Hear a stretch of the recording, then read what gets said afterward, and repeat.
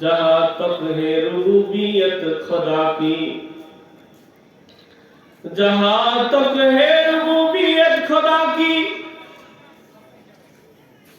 जहाँ तक है रुबूबियत खुदा की, वहाँ तक है नबूवत मुस्तफा की, वहाँ तक है नबूवत मुस्तफा की।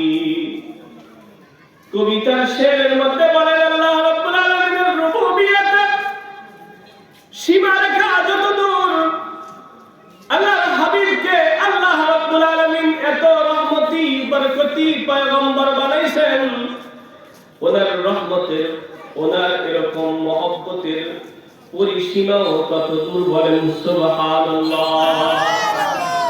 আমরা নামাজের ভিতরে বলি আলহামদুলিল্লাহি রাব্বিল আলামিন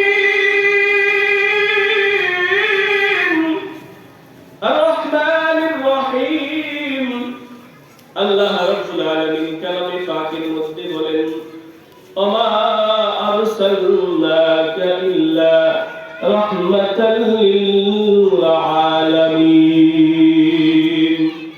আল্লাহ রাব্বুল আলামিন আপনি রাহমাতাল লিল আলামিন। কেমন রাসূল উনি ছিলেন? সূরা আলে ইমরানের মধ্যে আল্লাহ রাব্বুল আলামিন দৃষ্টান্তমূলকভাবে আমাদেরকে শিক্ষার জন্য আয়াত বানায়া দিয়েছেন।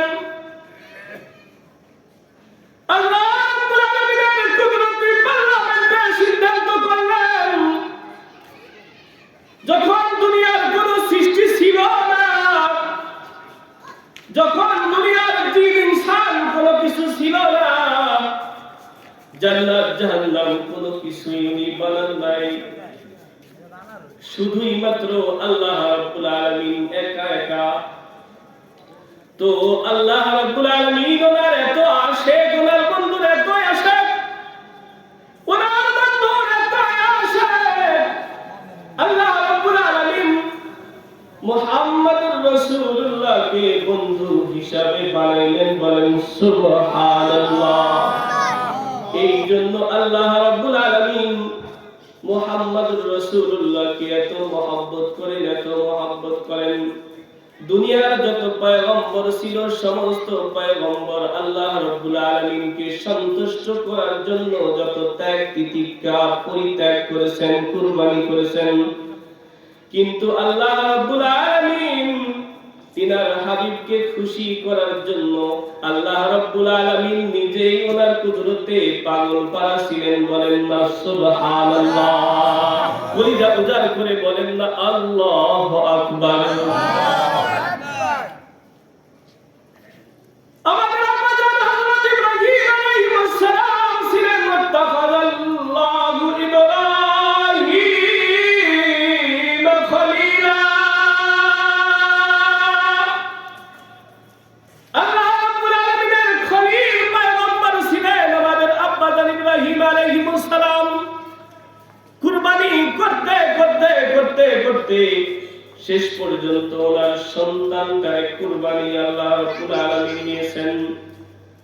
কিন্তু যে কুরবানি করতে করতে আল্লাহ রাব্বুল আলামিনকে ভাও করে ফেলে, আল্লাহ রাব্বুল আলামিনকে রাজি করে ফেলে, ওই পয়গম্বরকে বলা হয় খলিলুল্লাহ। আর এই ত্যাগ এবং তিতিক্ষা এবং কুরবানির বিনিময় যে ফল উনি পেয়েছেন সেটা হচ্ছে মুহাম্মাদুর রাসূলুল্লাহ। বলেন সুবহানাল্লাহ। আমাদের পিতা ইব্রাহিম আলাইহিস সালামের দোয়া আর কুরবানির ফসল হচ্ছে মুহাম্মাদুর রাসূলুল্লাহ। বলেন আল্লাহু আকবার। রব্বানা ওয়াস ফীহিম রাসূলান মিনহুম ইয়াতলু আলাইহিম আয়াতিহি ওয়া ইউযাক্কিহিম ওয়া ইউআল্লিমুহুমুল কিতাবা ওয়াল হিকমাহ।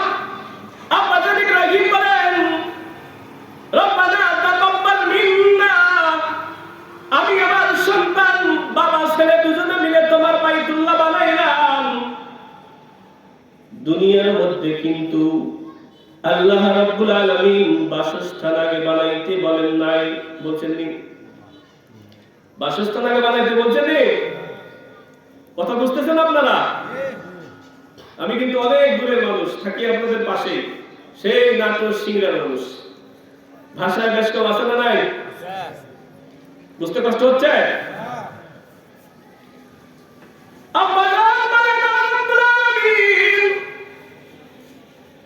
তোমার বাইতুল্লাহ বানাইলাম, তোমার বাইতুল্লাহ দ্বারে কবুল করে নাও। আমার ছেলে এবং আমার খেদমতটারে তুমি কবুল করে নাও। ও মহান মালিক, তোমার বাইতুল্লাহ বানাইতে পেরে আমি অত্যন্ত খুশি এবং কৃতজ্ঞ।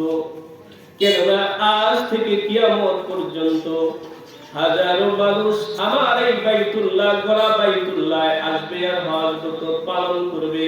সবাই তোমার খানায় কাবার চারদিক দিয়ে ঘুরবে আর লাব্বাইক আল্লাহুম্মা লাব্বাইক বলেন না?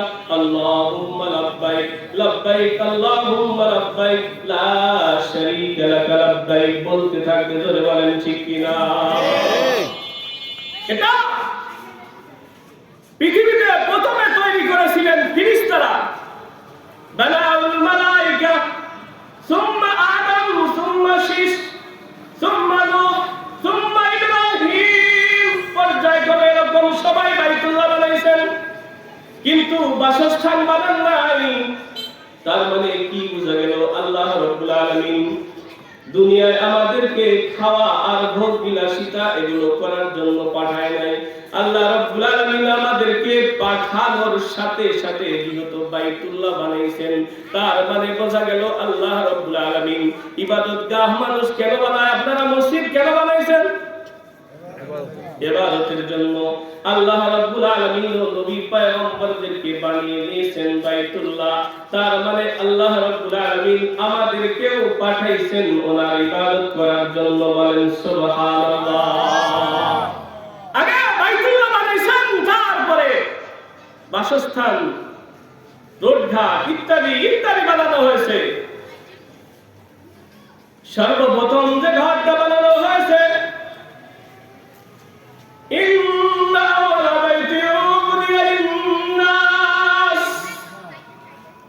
দেখো দেখো জানো জানো ওই যে কালো গিলাফালা ঘরটা দেখা যায়, হুদাল্লিল আলামিন। এইটা পৃথিবীর সমস্ত মানবতার জন্য হেদায়েত। পৃথিবীতে দুইটা জিনিস আছে বাবা, একটার দিকে তাকায় থাকলে আল্লাহ হেদায়েত দিয়ে দেয়, এই তাকিয়ে থাকলে হেদায়েত দিয়ে দেয়। তার মধ্যে এক নাম্বার কালামুল্লাহ।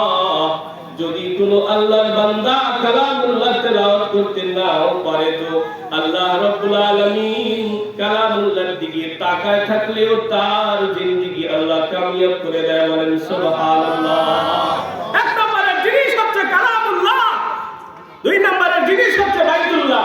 বাইতুল্লাহর দিকে যারা বাইতুল্লাহতে যায় তারা এসে গল্প করে যে খানায় কাবা দেখার সাথে সাথে ওয়াজবারে কখন আমার এরকম চোখ দিয়ে দরদর করে পানি অশ্রু প্রবাহিত হচ্ছে, টেরই পায় নাই। বলেন আল্লাহু আকবার।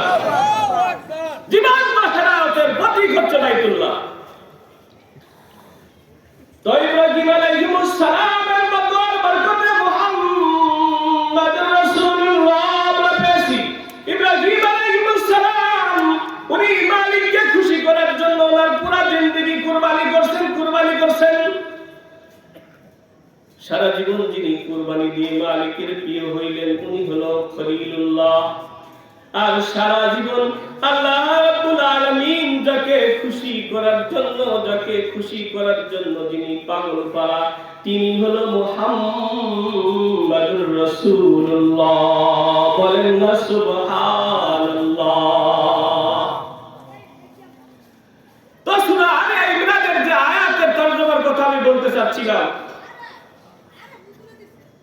ওই যখন আল্লাহু মিযাকান নবিয়্যিন ইলা আখির আয়াত, এই আয়াতের মধ্যে আল্লাহ রাব্বুল আলামিন ওনার কুদরতি পার্লামেন্টে সমস্ত পয়গম্বরদেরকে ডাকলেন। ডাকার পরে সমস্ত পয়গম্বরদেরকে বললেন, ও পয়গম্বর ইকরাম, যেমনি ভাবে বড় বড় কনফারেন্স আপনারা দেখছেন এখানে মাহফিল দিয়েছেন, এই মাহফিলের সভাপতি যেমন করে মাহফিলের লাস্টের দিনে আপনাদেরকে কিছু কথা বলবে, নসিহত করবে, ওলামায়ে কেরাম নসিহত করবে, আইম্মায়ে কেরাম নসিহত করবে, এরকম এই একটা কনফারেন্সের ব্যবস্থা আল্লাহ রাব্বুল আলামিন করেছিলেন।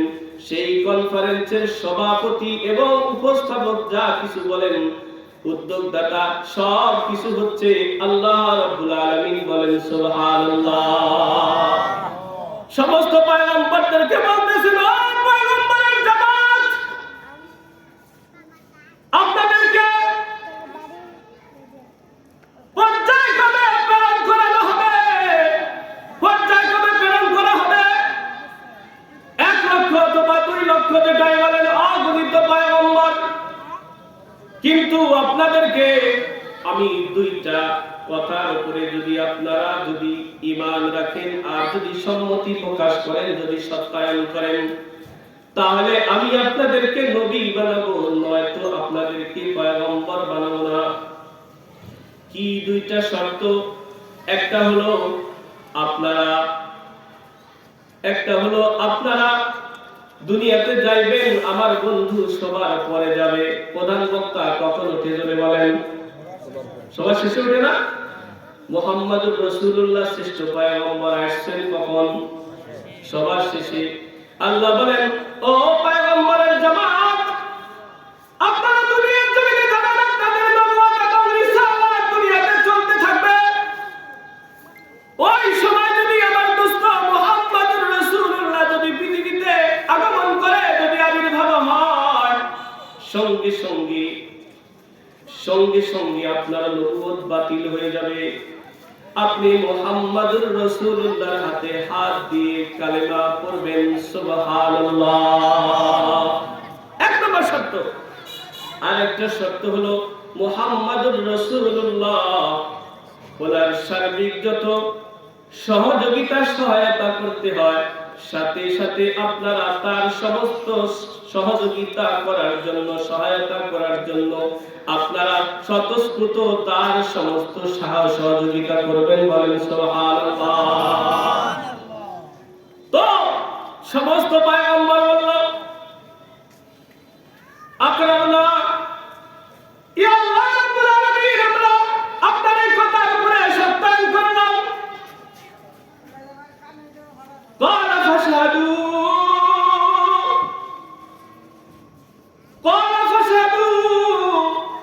আল্লাহ রাব্বুল আলামিন পরে বললেন, ক্বালা ফাশহাদু ওয়া আনা মাআকুম মিনাশ শাহিদিন। আপনারা যে সত্যায়ন করেছেন, এই সত্যায়নের চূড়ান্ত সাক্ষী আমি আল্লাহ রাব্বুল আলামিন হয়ে গেলাম। বলেন সুবহানাল্লাহ। মর্যাদা খেয়াল করছেন কেমন, কি মর্যাদা আল্লাহ রাব্বুল আলামিন আমাদের পয়গম্বরকে দিয়েছেন। আল্লাহু আকবার। পয়গম্বরকে শুধু এই করেই শেষ নয়, এতটুকুর মধ্যেই শেষ নয়। আল্লাহ রাব্বুল আলামিন পয়গম্বরদেরকে, অন্য পয়গম্বরদেরকে যেমনি ভাবে মুআজিজা দিয়েছেন, যেমনি ভাবে পাওয়ার দিয়েছেন, মুহাম্মদুর রাসূলুল্লাহকে পাওয়ার দিয়েছেন। আল্লাহর এক ওলি কিতাব লিখতেছেন, কোন নবীর কয়টা মুআজিজা ছিল, কোন নবীর কয়টা মুআজিজা ছিল, কোন নবীর কি কি পাওয়ার ছিল। লিখতে লিখতে কোন নবীর কাছে কয়বার জিবরাইল আসছিল, লিখতে লিখতে কোন নবীর কাছে সারা জীবনে 5 বার, সারা জীবনে 7 বার, সারা জীবনের মুআজিজা 2 বার, 3 বার, 5 বার, 10 বার, 9 বার। কিন্তু মুহাম্মদুর রাসূলুল্লাহর বেলায় জিবরিল 2 বার, 6 বার নয়, 9 বার নয়, জিবরিল আলাইহিস সালামের আগমন হয়েছে 24,000 বার। বলেন না সুবহানাল্লাহ। বলিদান উদার করে বলেন না আল্লাহু আকবার। মুহাম্মদুর রাসূলুল্লাহ এত পাওয়ার একজন রাসূল, আল্লাহ রাব্বুল আলামিন বেশ কয়েকটা স্পেশাল পাওয়ার তার ভিতরে দিয়েছিলেন। 1 নম্বর পাওয়ার তারা দিয়েছিলেন রূপ, দিয়েছিলেন চেহারার মধ্যে রূপ কারে বলা হয়, মানে প্রভাব দিয়েছিলেন। মুহাম্মদুর রাসূলুল্লাহ দুনিয়ায় আসে, এই কাজ এখন করা যাবে না। মুহাম্মদুর রাসূলুল্লাহ বেঁচে আছে, এই কাজ এখন করা যাবে না, এই কাজ এখন করতে হবে। তো মুহাম্মদুর রাসূলুল্লাহ জীবিত আছে, এই কাজ আমরা কেমনে করি? এরকম একটা রূপ আল্লাহ রাব্বুল আলামিন তাকে দিয়েছিলেন আর তিনাকে সুপারিশের বার দিয়েছেন আর একটা বার দিয়েছেন সেটা হচ্ছে আল্লাহ রাব্বুল আলামিন মুহাম্মদুর রাসূলুল্লাহকে আর একটা বার দিয়েছেন সেটা হলো আল্লাহ রাসূল যখন কথা বলতেন তো ওনার কথা ওই যদি মদিনা থেকে কথা বলতেন তো সেই কথার আওয়াজটাকে আল্লাহ রাব্বুল আলামিন মাইল ছড়ায় দিতেন ওনার কথা উপস্থিত মানুষ যেমন শুনতে পাইতো দূরের মানুষ হুবহু ওরকম শুনতে পাইতো বলেন সুবহানাল্লাহ আর দিয়েছেন সুপারিশের পার স্পেশাল পার দিয়েছেন সুপারিশের পার যে পার কোন নবীকে দেওয়া হয় নাই কঠিন কিয়ামতের ময়দানে মানুষ যখন দাঁড়িয়ে থাকবে হাজার হাজার বছর পর্যন্ত দাঁড়িয়ে থাকবে 50,000 সানা মিম্মা তাউদুন কিয়ামতের ময়দানে 50,000 বছর পর্যন্ত মানুষগুলো দাঁড়ায় থাকবে আর এই দাঁড়ায় থাকার মধ্যেই শেষ নয় মানুষগুলো দাঁড়ায় থাকতে থাকতে অতিষ্ঠ হয়ে যাবে তারা তৃষ্ণার্ত পিপাসিত ক্ষত বিক্ষত হয়ে যাবে তাদের ঘাম আর তামার জমিনে আর উপরে সূর্যের তাপ দিয়া একদম অবস্থা খুব করুণ হয়ে যাবে মানুষগুলো দিশেহারা হয়ে যাবে না আমাদের বিচার হয়ে যাক কিয়ামতের ময়দানে এত কষ্ট তো সহ্য হয় না সবাই দিকে পরামর্শ করবে আমাদের জাহান্নাম হলেও আমাদের বিচার হয়ে যাক ময়দানের কষ্ট তো সহ্য হয় না কিয়ামতের ময়দানে তো গুনাহগারদের অবস্থা এমন হবে রক্তপুষ এইগুলোর মধ্যে গুনাহগাররা এরকম সাঁতরাইতে থাকবে কেউ বা এইটার মধ্যে এরকম গড়াগড়ি করতে থাকবে আর কেউ বা হাবুডুবু খাইতে থাকবে আর সবাই পয়গম্বররা পর্যন্ত নফসি নফসি বলতে থাকবে আমি বাঁচলেই হয় আমি বাঁচলেই চলে ও আল্লাহ আমারে বাঁচাও কোন নবী তার উম্মতের কথা বলবে না কোন আত্মীয়-স্বজনের কথা বলবে না সবাই বলবে নফসি ঠিক ওই সময় একদিক থেকে ভিন্ন একটা আওয়াজ আসবে ওই আওয়াজটা কে দিবে ওই আওয়াজ দিবে মুহাম্মাদুর রাসূলুল্লাহ বলবে রব্বি হাবলি উম্মতি ও আল্লাহ আমার উম্মতের কি হবে আমার উম্মতের কি হবে গানে শুনে গিয়ে কানতে আমার উম্মতের কি হবে ঘরের মধ্যে দরজা জানলা লাগাই দিয়ে কানতে আমার উম্মতের কি হবে কিয়ামতের ময়দানে এরকম কানতে আমার উম্মতের কি হবে আল্লাহ রাব্বুল আলামিন মাকামে মাহমুদ ওনারে দিয়েছেন মাকামে মাহমুদে মুহাম্মদুর রাসূলুল্লাহ সিজদায় পড়ে যখন কানতে থাকবেন আর আল্লাহ রাব্বুল আলামিন বলবেন বন্ধু আপনাকে আজকে আমি মাকামে মাহমুদ দিয়েছি আপনার কান্নার দিন নয় আজকে আপনার খুশির দিন আপনি আর উম্মতের জন্য কাঁদেন না আপনার ইচ্ছা মতো যাকে ইচ্ছা তাকে নিয়ে আপনি আমার জান্নাতে প্রবেশ করেন বলেন সুবহানাল্লাহ যাকে ইচ্ছা তাকে নিয়ে আপনি জান্নাতে চলে যান যদি কোনো মানুষকে জাহান্নামে অর্ডার করা হয় মানুষটাকে নিয়ে আল্লাহ রাব্বুল আলামিন ফেরেশতারা অর্ডার দিয়ে দিয়েছেন জাহান্নামের ফেরেশতারা জাহান্নামের দিকে নিয়ে যায় এবং সময় যদি মুহাম্মদুর রাসূলুল্লাহ সাল্লাল্লাহু আলাইহি ওয়াসাল্লাম যদি আঙ্গুলের ইশারা যদি বলে এইটা আমার দলীয় লোক এইটা আমার দলের মানুষ যেমনি ভাবে আমাদের বাংলাদেশে যে দল করে দলের প্রতি দলের টান জোরে বলেন ঠিক কিনা দলের মানুষের কিছু হলে সারা গায়ে আগুন জ্বলে জোরে বলেন ঠিক কিনা দল আল্লাহ রাসূল যদি দল হিসাবে আপনাকে আমাকে যদি কবুল করেন আল্লাহ রাব্বুল আলামিন সেটাকে ফিরে দেন আল্লাহ রাব্বুল আলামিন অর্ডার বাতিল করে বলবেন ফাশফালিনান শিতা ইয়া রাসূলুল্লাহ আপনি যাকে পছন্দ করেন আমিও তাকে পছন্দ করি ওই মানুষটাকে নিয়ে আপনি জান্নাতে যান বলেন সুবহানাল্লাহ কলিজা উজাড় করে বলেন না আল্লাহু আকবার এরকম একজন মর্যাদাপূর্ণ নবী আমরা পেয়েছি, রাসূল আমরা পেয়েছি, কিন্তু সেই রাসূলকে নিয়ে বাংলার জমিনে কত কুলাঙ্গার, কত প্লাগার, কত নাস্তিকার মুরতাদ রাসূলকে নিয়ে এরকম কটাক্ষ করে, আজওয়াজে মুতাহহারাদেরকে নিয়ে কটাক্ষ করে, কতজনে কোরআনের উপরে পা রাখে, কতজনে গ্যাস লাইট দিয়ে কোরআনটারে জ্বালায় দেয়। কিন্তু আপনার আর আমার কিসের মহব্বত, কিসের রাসূলের মহব্বত? আমাদের ভিতরে সেই উজ্জীবিত কোনো চেতনা নাই। আমরা কিন্তু এর জন্য রাজপথে আন্দোলন আমরা করি না, বাহির হই না। যদি মোল্লারা, মসজিদের ইমাম সাহেব, মাদ্রাসার ছাত্র যদি এরকম যদি রাস্তায় বাহির হয়, তখন সাধারণ মানুষ বলে মোল্লায় খেপছে, মোল্লায় খেপছে। জোরে বলেন ঠিক কিনা? মোল্লায় খেপছে।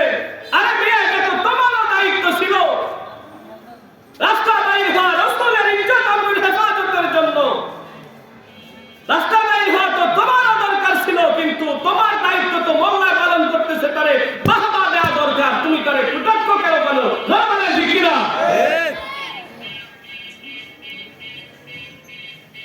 মুহাম্মদুর রাসূলুল্লাহকে নিয়ে কটাক্ষ করছে গতকালকে ময়মনসিংহে, হাসানি কথা, ময়মনসিংহে একজনের পিটায়া মেরে ফেলাইছে। সুবহানাল্লাহ কও। জুলাইতে আগুন লাগাই দিছে। আরেকবার সুবহানাল্লাহ বলেন। যদি এই কাজটা করছে, আইনকে হাতে তুলে নিয়েছে, ঠিক করে নাই, তবে বিচারটা কি আছে? আর আমাদের বাংলাদেশে দখলদারি, 2 নম্বরি, অত্যাচারী যত কিছু হয়, সব কিছু আমাদের বাংলাদেশের আইনের লটবটের কারণে, আমাদের আইনের দুর্বলতার কারণে। যারা বলেন ঠিক কিনা? এই যে কত পরকিয়া হয়, কত ছিনতাই হয়, কত চুরি হয়, বাটপারি হয়, যদি একজন ধর্ষণ হয়, যদি একজন ধর্ষণকারীকে সেই বাইতুল মুকাররম চত্বরে যদি এরকম ধর থেকে কল্লাটা আলাদা করে দেওয়া হতো, সঙ্গে সঙ্গে বাংলাদেশের হাজার হাজার যারা ধর্ষক আছে সবাই তওবা করে আল্লাহর ওলি হয়ে যেত। ধরে বলেন ঠিক কিনা?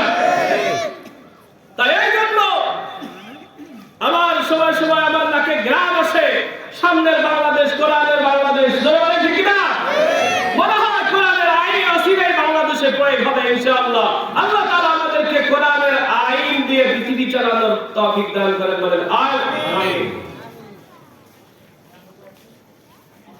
এরকম একটা আলামত পাওয়া যাচ্ছে, একটু যদি বলেন লা ইলাহা ইল্লাল্লাহ,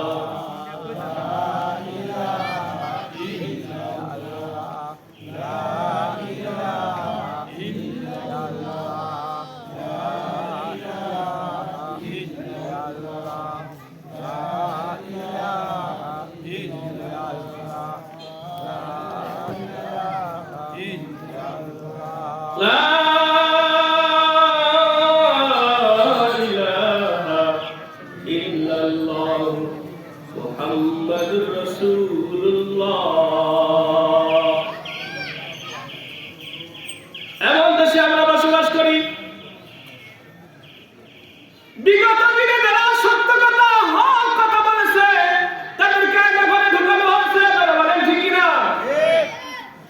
যারা রাজপথে আন্দোলন করেছে তাদেরকে হয়রানিতে ফেলা হয়েছে। এখনো এই হয়রানি যায় নাই। কয়েকদিন আগে বাংলাদেশের মডেল একজন আল্লাহর বান্দা, যার কথাগুলো ছোট্ট একটা বাচ্চা মানুষের মতো দেখা যায়, সরকারের কলিজায় যায় আগুন লাগে, তার এরকম দূর থেকে একজন শুট করে, 2 জনে শুট করে পালায় গেছে। ধরে বলেন ঠিক কিনা? যারা মারা যাবে সালাউদ্দিন আইয়ুবীর মতো, তাদেরকে পৃথিবীর জমিন থেকে নিশ্চিহ্ন করে দেওয়া হবে। এখনো স্বৈরাচারী বাংলাদেশ থেকে যায় নাই, স্বৈরাচার শুরু গেছে, এখনো স্বৈরাচারী যায় নাই। যারা বলেন ঠিক কিনা? আবার আউল বাউল ফাউল এক গ্রুপ আইছে, আসেনি? এ কোরআনের নাকি আগামতা কোনো কিছুই খুঁজে পায় না। বলেন তো, এর ভিতরে কোরআনের কোন ইলম কালাম আছে? হাদিসের কোন ইলম কালাম আছে? আল্লাহ বলেন কুল আউযু বিরাব্বিন নাস। নাস মানে কি? মানুষ না। এটা কি এই যে ড্যান্স? নাস মানে ড্যান্স, এটা বলছে। নাউজুবিল্লাহ, নাউজুবিল্লাহ বলেন। তাই এই 2 দিন ব্যাপী মাহফিল থেকে পুরা বাংলাদেশের সমস্ত আউল বাউল ফাউলদেরকে জানিয়ে দিতে চাই, আউল বাউল ফাউলের দিন শেষ, কোরআন হাদিসের বাংলাদেশ। বলেন ঠিক কিনা? আপনারা একমত না? কষ্ট পাচ্ছেন কেউ কেউ? বাউলের কেউ আছেন এই জায়গায়? আউল বাউল লালনের দেশে মাইকেল জ্যাকসন আইলো রে, আরে সবার মাথা খাইলো রে, আমার সাদের সারিন্দা কান্দে রে, আমার সাদের সেতারা কান্দে রে। হ্যাঁ, কত সুন্দর মিলাই গা। আল্লাহ একটু ডাকো না, আল্লাহ ডাক দিলে কত মজা লাগে, আল্লাহ ডাক দিলে কত মজা লাগে। মজনু জানে লাইলিরে ডাকলে কত স্বাদ লাগে, লাইলিরে দেখলে কত স্বাদ লাগে, ঠিক কি না? মজনুরে দেখে একজন কয়, আল্লাহ বান্দা, তুমি যে লাইলিরে দেখে পাগল হয়েছো, আমি তো মেয়েটারে দেখে আসলাম এই মাত্র, তেমন তো সুন্দরী রূপসী রমণী না, তুমি কেন এত পাগল? বাদশার ছেলে মজনু পাগল হয়ে গেছে, লাইলি লাইলি করে করে শুধু জঙ্গলে জঙ্গলে ঘুরে। লাইলি শহর দিয়ে যখন যায় তো এদের আলো দোয়ালে এরকম চুমা দিতে দিতে যায়। এবং কি লাইলির পাড়ার যদি কুকুর যদি মজনুর পাড়ায় আসে তো কুকুরটারে নিয়েও মজনুয়ে চুমা দিত। এত মহব্বত তাদের ভিতরে ছিল। জিজ্ঞেস করা হলো, তুমি এত পাগল কেন হইলা? সুন্দরী রমণী সে নয়, সে তো দেখতে তেমন ভালো না, তুমি কেন পাগল হইলা? এইবার মজনু বলে, জানোনি আমার চোখটা যদি তোমাদের দেওয়া হয় তো তুমি যদি এই চোখ দিয়ে লাইলির দিকে তাকাইতে তো তোমার মনে হইতো যেন জান্নাতের হুর তোমার সামনে উপস্থিত হয়ে গেছে। জোরে বলেন আল্লাহু আকবার। চোখ লাগবে তো, জবান লাগবে তো, জবান তো লাগবে আল্লাহকে ডাকার জন্য, জবান ছাড়াতে হবে না। চোখ লাগবে তো রাসূলের মহব্বত আর সুন্নাত দেখার জন্য, রওজা দেখার জন্য, সেই মহব্বতের চোখ লাগবে তো। তাহলেই তো ম্যাগনেটে যেমন লোহারে টানে এমন চাই না, আল্লাহ রাব্বুল আলামিন কাবা মদিনায় নিয়ে যাবে। বলেন সুবহানাল্লাহ। তো রাসূলের মহব্বতের কথা বলতেছিলাম। রাসূল উম্মতকে এত মহব্বত করে, কিয়ামতের ময়দানে রহমত, জান্নাতে রহমত, জাহান্নামীদের জন্য রহমত। কেন না? আল্লাহ রাব্বুল আলামিন ওনাকে সুপারিশের পাওয়ার দিবেন বলছি। সুপারিশের পরে আল্লাহ রাব্বুল আলামিন যখন সবার হিসাব নিকাশ হয়ে যাবে, ওই সময় ওনার দোস্তকে বলবে, দোস্ত রে, বন্ধু রে, দেখেন তো জাহান্নামের ভিতরে আপনার উম্মতের বিন্দু মাত্র চিহ্ন পাওয়া যায় এরকম কোন মানুষ আছে কিনা? যদি বিন্দু মাত্র চিহ্ন পাওয়া যায়, আপনার উম্মতের বিন্দু মাত্র চিহ্ন পাওয়া যায়, শুধুমাত্র কালেমাটা পড়ছে।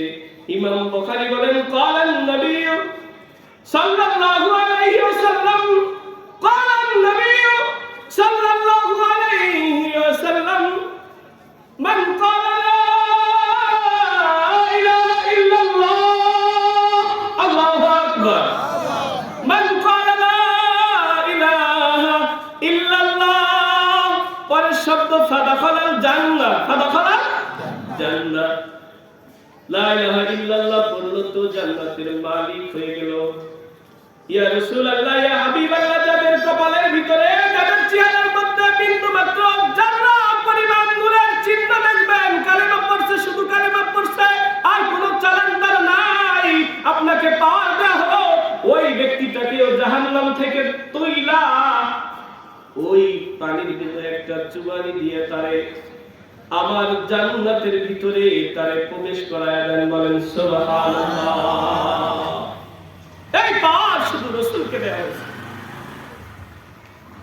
তো এত মহব্বতের রাসূল আমাদেরকে এতই মহব্বত করতেন, এতই মহব্বত করতেন, মাঝে মধ্যে আল্লাহ রাসূল দরজা জানলা লাগাই দিয়ে এতই কান্নাকাটি করতেন, এতই নামাজ কালাম করতেন আর দোয়া করতেন। মাঝে মধ্যে আম্মা জান আয়েশা রাদিয়াল্লাহু তাআলা আনহা বর্ণনা করেন, আমি রাসূল জীবিত আছে না মারা গেছে কনফিউশনে পড়ে যেতাম। আল্লাহ রাসূল জীবিত আছে নাকি টেস্ট করার জন্য, দেখার জন্য বিধানগুলি ধরে একটু করে টান দিতাম, অথবা স্পর্শ করতাম। স্পর্শ করলে মনে হইতো না না না, আল্লাহ রাসূল ইন্তেকাল করেন নাই, জীবিত আছে, বাঁচা আছে।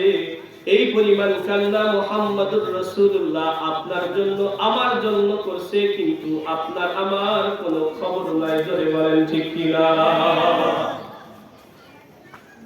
কারো সিরাজ কিন্নি খাইলাম, মোল্লারে তো চিনলাম না, ঠিক কিনা বলেন?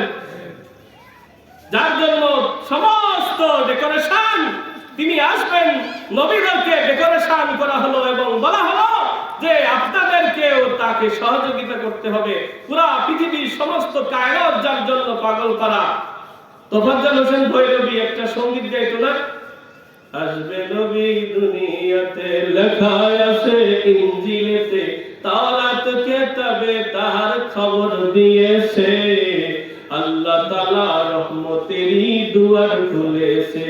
হায় বলে না, আল্লাহ তাআলা রহমতেরই দুয়ার খুলেছে। তো যাই হোক, বলতেছিলাম রাসূলের মহব্বত, ইতিহাস বর্ণনা করেন, প্রমাণ করেন আল্লাহ রাসূল মাঝে মধ্যে এরকম বিভিন্ন জায়গায় গিয়ে কান্নাকাটি করতেন, গায়ে সুরে গিয়ে কান্না করতেন, আরো বিভিন্ন জায়গায় কান্না করতেন। এরকমই একদিনের খবর, আল্লাহ রাসূলকে পাওয়া যাচ্ছে না। কোথায় খুঁজে রাসূলকে পাওয়া যায় না, মদিনার কোন জায়গায় আলিতে গলিতে রাসূল নাই, রাসূল নাই। পুরা মদিনায় কান্নার রোল পড়ে গেছে, রাসূলকে পাওয়া যাচ্ছে না। রাসূল কোথায় গেছে? রাসূলকে যদি না পাওয়া যায় তাহলে উম্মতের কি হবে? অনেকেই মনে করতেছেন হয়তো আমাদের গুনাহের কারণে মুহাম্মদুর রাসূলুল্লাহকে আল্লাহ রাব্বুল আলামিন উঠায় নিছেন না। না না না, রাসূলকে উঠায় নেওয়া হয় নাই। এইবার হযরত ওমর রাদিয়াল্লাহু তাআলা আনহু খোলা তলোয়ার হাতে মসজিদে নববীতে দাঁড়ায় এলান করে দিয়েছে, খাপ থেকে তলোয়ারটা বাহির করে বলে দিয়েছে, এলান করে দিয়েছে, এ মদিনার মুনাফিকেরা, আমার রাসূলকে তোমরা কোথায় রাখছো? কই গুম করছো, কই খুন করছো? এ মদিনার ইহুদিরা, আমার রাসূলকে কোথায় রাখছো? যদি কিছুক্ষণের মধ্যে আমার রাসূলের সন্ধান তোমরা না দাও, তাহলে ওমরের তলোয়ার থেকে তোমরা কেউ রেহাই পাবে না। তোমাদের ধর থেকে কল্লা কিন্তু আলাদা হয়ে যাবে। এইবার মদিনার বড় বড় ইহুদি এবং মুনাফিকেরা সবাই ভীত সন্ত্রস্ত হয়ে গেল। না, আমরা জানি না রাসূল কই গেছে, জানি না, আমরা তো রাসূলকে হত্যা করার জন্য চেষ্টা করি না। রাসূল কোথায় গেছে তোমরা কেউ জানোনি? তোমাদের জানা আছে নাকি রাসূল কোথায় গেছে? কেউ বলতে পারে না। এইবার রাসূলকে খোঁজার জন্য বাহির হয়ে গেছে হযরত আবু বকর, ওমর, ওসমান, আলী।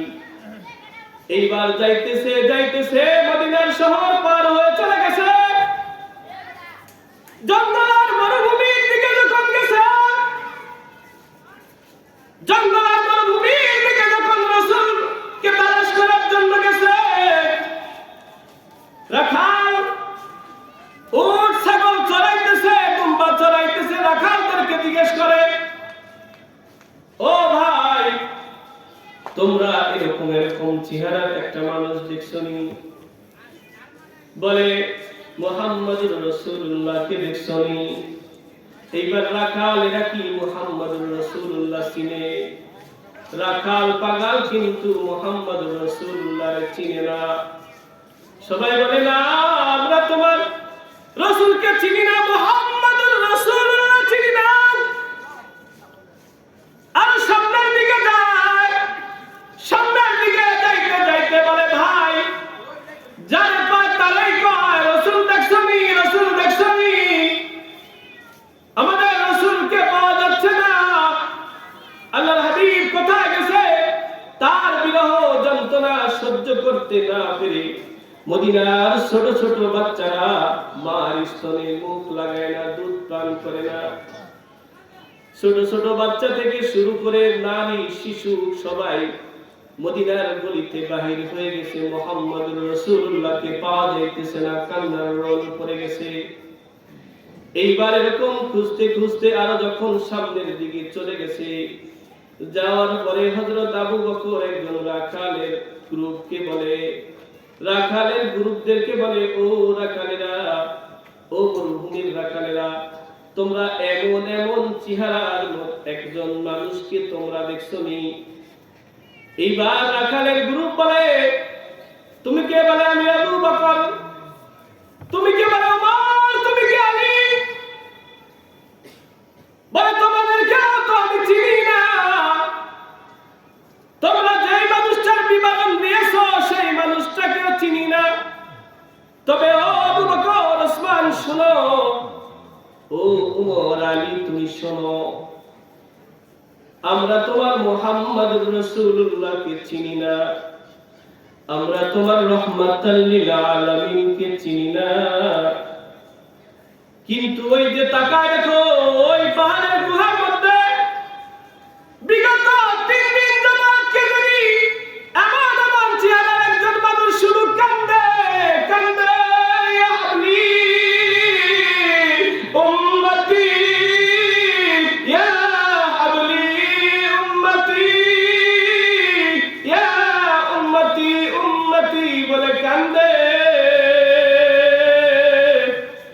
তারই কান্নার আওয়াজ শুনি, তারই কান্না দেখি, দেখো না রে আবু বকর, আমাদের মরুভূমির উট ছাগলগুলো, দুম্বাগুলো, তারাও কাঁদতে কাঁদতে, তারা 3 দিন ধরে ঘাসে মুখ লাগায় না, খাবারে মুখ লাগায় না, খাবার খায় না। আবু বকর লক্ষ্য করে দেখে ঠিক ওই উটের গাল বেয়ে বেয়ে পানিগুলো ঝর্ণার মতো মাটিতে পড়তেছে। এইবার আবু বকর ওমরকে বলে, ওমর রে, যে মানুষটা কান্নার আওয়াজ শুনে শুনে বনের পশু পর্যন্ত খাবার দাবার ছেড়ে দিয়ে কান্নায় ভেঙে পড়ে, অঝরে কান্না করে, সেটা আর কেউ নয়, সেটাই মুহাম্মদুর রাসূলুল্লাহ। বলেন আল্লাহু আকবার। সেটাই মুহাম্মদুর রাসূলুল্লাহ। চলো যাই। এইবার যাইতে যাইতে গুহার মুখের কাছে চলে গেছে, গিয়ে দেখে হা মুহাম্মদুর রাসূলুল্লাহ পাহাড়ের গুহায় কান্নাকাটি করে। এইবার আবু বকর রাসূলের কাছে গিয়ে বলে, আসসালামু আলাইকা ইয়া রাসূলুল্লাহ, আসসালামু আলাইকা ইয়া হাবিবাল্লাহ। হুজুর, আমি আপনার আবু বকর আছি, যে আপনার দাওয়াতের সাথী, তাবলীগের সাথী, জিহাদের সাথী, যুদ্ধের সাথী, হিজরতের সাথী।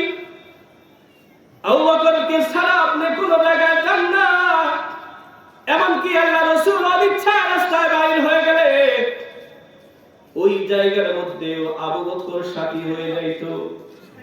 আল্লাহ রাসূল যদি অনিচ্ছায় বাড়ি থেকে যদি বাহির হইতেন, কোন জায়গায় যাবেন, এমনি হাঁটতেছেন, এরকম যদি আল্লাহ রাসূল বাহির হইতেন, তো ওই সময়ও আবু বকর আল্লাহ রাব্বুল আলামিন দুইজনের দিলকে এমন ভাবে মিশায় দিবেন যে আবু বকর এমনি হাঁটার জন্য বাহির হয়েছে, তো রাসূলের সাথে সাক্ষাৎ হয়ে গেছে। সুবহানাল্লাহ। আল্লাহ বলছেন, ইন্নাল্লাহ মা'না।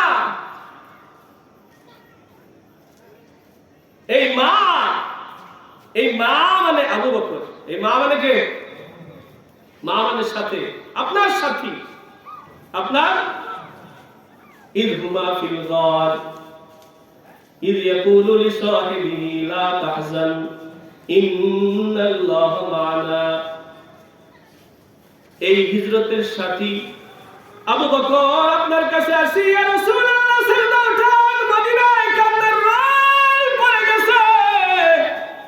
ছোট ছোট বাচ্চারা, নারী পুরুষ সবাই রাস্তা বাইরে হয়ে গেছে, কেউ খাবার খায় না, ছোট ছোট বাচ্চারা পর্যন্ত মার স্তনে মুখ লাগায় না। ইয়া রাসূলুল্লাহ সিজদা উঠান, রাসূল সিজদা উঠায় না। এইবার আবু বকর যখন আকুতি মিনতি করে বলছেন, তারপরে যখন সিজদা উঠায় না, এইবার আবু বকর বলে, রাসূল তো আজকে স্বাভাবিক কথা, সাধারণ কথা সিজদা উঠাবে না, আজকে আমি আবু বকরের কুরবানি করতে হবে। আবু বকর রাসূলের কানে কানে বলে, ইয়া রাসূলুল্লাহ, ইয়া হাবিবাল্লাহ, ইয়া রাসূলুল্লাহ, ইয়া হাবিবাল্লাহ, আমি আবু বকর আপনার হাতে হাত দিয়ে ইসলাম গ্রহণ করার দিন থেকে শুরু করে আজ পর্যন্ত আমি যত নেকি কামাই করেছি রাসূলুল্লাহ, আর আপনার উম্মতের জন্য আপনি কাঁদবেন না, আমার সারা জিন্দেগীর সমস্ত নেকিগুলো আপনার উম্মতের জন্য আমি হাদিয়া দিয়ে দিলাম। বলেন সুবহানাল্লাহ। রাসূল সিজদা উঠায় না, সিজদা উঠায় না। এবার ওমর বলে, ইয়া রাসূলুল্লাহ, ইয়া হাবিবাল্লাহ, আমি শাইবার যাইবার আপনার গদ্দানের জন্য আসছিল, আপনার চেহারা দেখা দিনের মধ্যে প্রবেশ করেছি। আল্লাহু আকবার। আপনি যা করে বলছেন, লাউ কানা নবিয়ান লাউ কানা উমর, আমার পরে যদি কেউ নবী হতো সেটা হতো উমর। সুবহানাল্লাহ। ইয়া রাসূলুল্লাহ, আমি ইসলাম গ্রহণের পর থেকে শুরু করে আজ পর্যন্ত যত নেকি আমার জিন্দেগিতে কামাই করেছি, যুদ্ধ জিহাদ নামাজ কালাম দিয়ে দান সাদকা দিয়ে সমস্ত নেকি আমি আপনার উম্মতের জন্য কুরবানি করে দিলাম। তারপরেও সিজদা উঠান, কিন্তু না না না, আল্লাহর রাসূল তারপরেও সিজদা উঠায় না। বলেন সুবহানাল্লাহ। কলিজা উজাড় করে বলেন না আল্লাহু আকবার। এইবার আবু বকর আলীকে বলে, আলী, আলী রে, আমার কথা যখন সিজদা উঠায় নাই, উমরের কথা যখন সিজদা উঠায় নাই, আর কার কথা সিজদা উঠাবে না? যা রে আলী যা, মুহাম্মদুর রাসূলুল্লাহর কলিজার টুকরাটারে ডাইকে নিয়ে আয়। আল্লাহর রাসূলের মা নাই, ছোটবেলা রাসূলের মা হারায় গেছে। যাদের বাড়িতে ঘরে মাইয়া আছে, মেয়ে আছে, বড় মেয়েটারে বাবারা অনেক মহব্বত করে, মেয়েদেরকেই বাবারা অনেক মহব্বত করে। আল্লাহর রাসূল ফাতিমাতুজ জাহরা রাদিয়াল্লাহু তাআলা আনহাকে সাইয়্যিদাতুন নিসা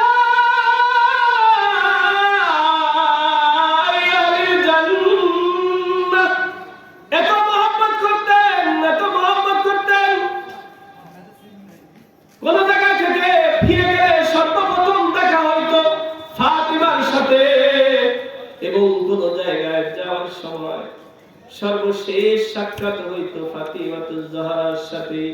ও আলী যা, ফাতিমারে নিয়ে আয়, ফাতিমারে ছাড়া মনে হয় মুহাম্মদুর রাসূলুল্লাহর সিজদা আজকে উঠাবে না। এইবার হযরত আলী দৌড়ে চলে গেছে, আলী দৌড়ে চলে গেছে বাড়িতে।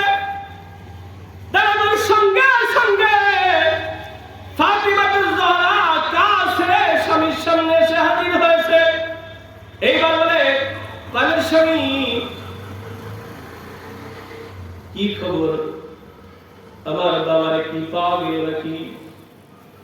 এইবার ফাতিমার জিজ্ঞেস করার সাথে সাথে আলী কেঁদে দিছে, ঠোঁট দুটা কবুতরের বাচ্চার মতো কাঁপতেছে, কোনো কথা বলতে পারে না। ফাতিমাতুজ জাহরা এরকম বুকের সাথে মাথা লাগিয়ে বলে, আলী, আমার বাবারে মদিনার মুনাফিকরা মেরে ফেলাইছে, এই জন্য আমার কিছু কইতেছ না, বলতেছ না। ও আলী, আমার বাবার মৃত্যুদেহ কই রাখছে, কই দেখছো? আমারে জলদি করে নিয়ে চলো, আমি আমার বাবার দেহটা একটু দেখে আমার কলিজাটা শীতল করি। এইবার হযরত আলী রাদিয়াল্লাহু তাআলা আনহু ফাতিমারে বলে, ফাতিমারে, রাসূল মরে নাই, এখনো জীবিত আছে। বলেন সুবহানাল্লাহ। জীবিত আছে, তাহলে কই আছে? ফাতিমা পাগল করা হয়ে যায়। এইবার হযরত আলী রাদিয়াল্লাহু তাআলা আনহু ফাতিমারে নিয়ে রওনা দিয়ে দিয়েছেন এইবার যাইতে যাইতে সেই পাহাড়ের গুহা পর্যন্ত যখন চলে গেছে, এইবার পাহাড়ের গুহা পর্যন্ত চলে গেছে, এইবার ফাতিমা রাদিয়াল্লাহু তাআলা আনহা রাসূলের শিরায় দাঁড়ায়া বলে, ও আব্বাজান, আমি সেই মা যাকে এক ঝলক না দেখে আপনি থাকতে পারেন না, যার চেহারা না দেখলে আপনি ঘুমান না, যার চেহারাটা না দেখলে আপনি খানা খান না। মুহাম্মদুর রাসূলুল্লাহকে সাহাবী দাওয়াত করেছে, মুহাম্মদুর রাসূলুল্লাহ দাওয়াত করার জন্য সাহাবীর বাড়িতে গেছে। আমার নবী আপনার নবী এক নয়, দুই নয়, 3 দিনের অনাহার। আল্লাহর রাসূলের পেটের মধ্যে কোনো দানা পানি যায় নাই। এমন তো অবস্থায় রাসূলকে যখন সাহাবী দাওয়াত করেছেন, তো রাসূল দাওয়াত খেতে গেছেন। দাওয়াত বাড়িতে যাওয়ার পরে আইমায়ে মাসাজিদদেরকে যেমনি ভাবে সুন্দর বিছানায় বসতে দেন, অমনি ভাবে আল্লাহ রাসূলকে সুন্দর বিছানায় বসতে দিছে। রাসূল বসছেন, বসার পরে খাইতে দেয়া হয়েছে। আল্লাহ রাসূল নিজে না খাইয়া আগে একটা রুটি নিছে, রুটিগুলো আল্লাহ রাসূল নিয়ে সাহাবীর হাতে দিয়ে বলে, সাহাবীরে, আমার মা ফাতেমা 3 দিনের না খাওয়া, যা দৌড় দিয়ে যা, আমার মা ফাতেমার এক টুকরা রুটি আর গোশতটা তার হাতের মধ্যে দিয়ে আসবে। আল্লাহু আকবার। এই ফাতেমা শিরে দাঁড়ায়, ইয়া রাসূলুল্লাহ সিজদা উঠান যে মারে না দেখে আপনি ঘুমান না, খানা খান না, আমি আসি। সিজদা উঠান, আদান শুনি শেষ করে দেখি বলে আদান হয়ে গেছে।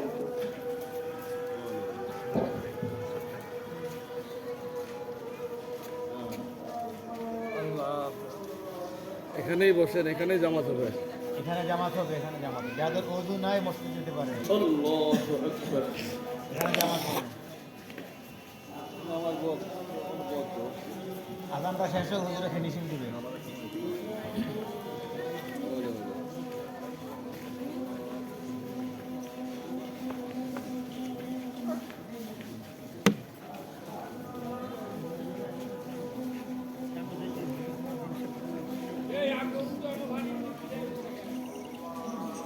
সোদা বাইরে উঠানে ওযু করার ব্যবস্থা আছে, এখানে পানির ট্যাপ আছে, পানি করা আছে।